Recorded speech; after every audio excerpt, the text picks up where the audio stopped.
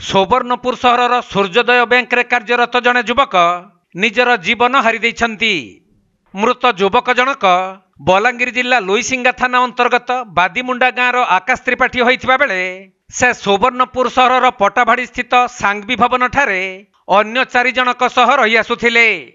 तेबे आज प्राय दिन गोटाए समय रे तांको सहित रहुथुबा अन्य 4 जन व्यक्ति घर को आसी देखिबा बेलकू घर भीतर पटु कबाट बंद रहिथिला। आउ जेते डाकिथिले भी युवक आकाश त्रिपाठी कौनसी उत्तर न देबारु सेमानकर संदेह होइथिला। तेणु सेमाने पुलिस को खबर देबारु घटनास्थल रे टाउन थाना पुलिस पहुंची कबाट खोलिबा परे से एक गैस सिलिंडर तले थोई बेकरे गामुछा गुड़ाई फैन रे निजर जीवन हारी देइथिबा देखिबाकू पाइथिले।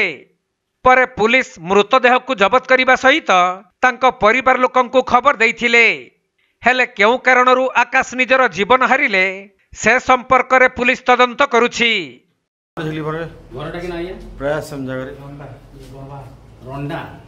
आरएनडीए तो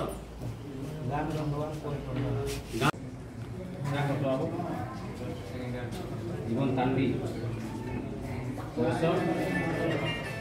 बापा ना